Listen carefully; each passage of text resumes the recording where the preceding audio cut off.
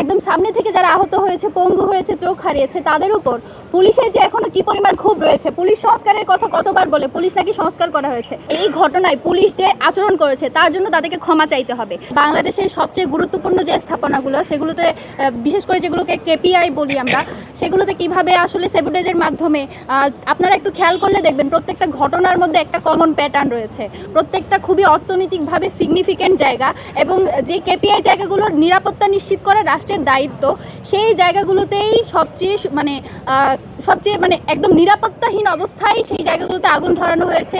অর্থনৈতিকভাবে বাংলাদেশ, যদি শুধুমাত্র এয়ারপোর্টের কথাই বলি, সেখানে প্রায় $1 বিলিয়ন বেশি ক্ষয়ক্ষতি হয়েছে বলে আশঙ্কা করছি।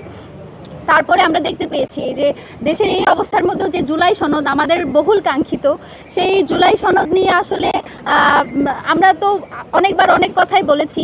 তারপরেও যখন কিছু একটা হয়, মেনে নিতে হয় বারবার যে অন্তত কিছু হচ্ছে, এই আশ্বাস দিয়ে বারবার আমাদেরকে বুকের উপর পাথর রেখে হলেও সেই কথাগুলো বা সেই যেটুকু বাস্তবায়ন হচ্ছে সেটুকুকে মেনে নিতে হয়। জুলাই সনদের যে অনুষ্ঠান ছিল সেটা নিয়ে যদি একটু আমরা বলি, আপনারা দেখে থাকবেন যে জুলাই যোদ্ধা যদি আমরা বলি, জুলাইয়ে যারা একদম সামনে থেকে যারা আহত হয়েছে, পঙ্গু হয়েছে, চোখ হারিয়েছে, তাদের উপর পুলিশের যে এখনো কি পরিমাণ ক্ষোভ রয়েছে। পুলিশ সংস্কারের কথা কতবার বলে, পুলিশ নাকি সংস্কার করা হয়েছে। তবুও আমরা দেখতে পেয়েছি যে আমাদের যে আতিকুল গাজী, যে তার হাত পড়ে আছে, সে জুলাইতে একবার হাত হারিয়েছে। আবার আমরা দেখতে পেলাম যে তার উপর পুলিশ হামলা করছে। তাকে কি পুলিশ চিনে না? তারা কি জানে না এরা কারা? তারপরও তাদের উপর যে এই ধরনের হামলা করেছে, এত সুস্পষ্টভাবে তাদের ক্ষোভের একটা বহিঃপ্রকাশ আমরা দেখতে পেয়েছি। এবং সবচেয়ে বাজে ব্যাপার যেটা হয়েছে, তারা খুবই সামান্য কিছু দাবি নিয়ে গিয়েছিল। সেই দাবিগুলোর মধ্যে একদম প্রাইম যেটা ছিল সেটা হচ্ছে জুলাইতে যারা আন্দোলন করেছে তাদের যাতে সুরক্ষাটা নিশ্চিত করা হয়।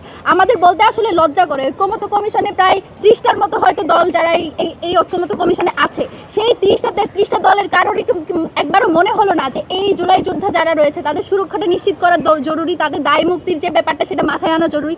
এত মাস ধরে তারা আসলে বারবার মিটিং করছে, বারবার হচ্ছে একমত হচ্ছে, আবার দ্বিমত হচ্ছে, অথচ কারোর মধ্যে একবারও এটা মনে হলো না যে এই ব্যাপারে তাদের একটু সিনসিয়ার হওয়া জরুরি। তাদের এই উদাসীনতার জন্যই আমার মনে হয় যে গতকালকে এরকম একটা ঘটনা ঘটার সুযোগ তৈরি হয়েছে।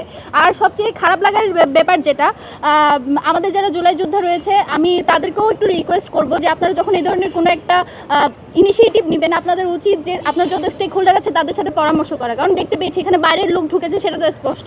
এই ধরনের স্যাবোটেজ, এই যে আগুন লাগানো কিংবা অন্যান্য ঘটনা, সেগুলোর মধ্যে যে বাইরের মানুষের সংশ্লিষ্টতা আছে সেটাও বোঝা যায়।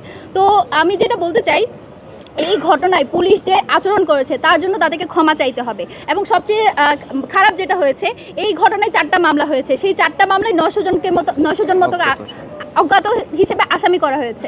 তো এই 900 জন, তাদেরকে যে হয়রানি হবে না, আমরা দেখেছি জুলাইয়ের যে মামলাগুলো রয়েছে সেগুলো নিয়ে কি পরিমাণে হয়রানি করা হয়। ইভেন যারা জুলাইতে কন্ট্রিবিউশন রেখেছে তাদেরকে পর্যন্ত জুলাইয়ের মামলায় আসামি করা হয়। তো এই যে 900 জনের অজ্ঞাত যে মামলা করা হয়েছে, তার মধ্যে দিয়ে যে হয়রানি করা হবে না জুলাইয়ের যারা আহত রয়েছে তাদেরকে, তার কি নিশ্চয়তা? এই নিশ্চয়তা সরকারকে নিশ্চিত করতে হবে যে তারা জুলাই যোদ্ধাদের উপর কোনো ধরনের হয়রানিমূলক কোনো মামলার প্রসিডিউরে যাবে না, এবং তাদের সর্বোচ্চ নিরাপত্তা নিশ্চিত করবে। এটা আমরা সরকারের কাছে আহ্বান জানাই, এবং আমাদের জুলাই যোদ্ধা ভাইদের কাছে অনুরোধ করি আপনাদের দাবিগুলো শোনার জন্য, আপনাদের কথাগুলো বলার জন্য আমরা সবসময় সচেষ্ট থাকি। তো আপনাদেরও উচিত আর একটু সহনশীল হওয়া, কারণ আপনাদের এই যৌক্তিক দাবিগুলোকে কেন্দ্র করে স্যাবোটেজ করার জন্য মানুষজন বসে আছে।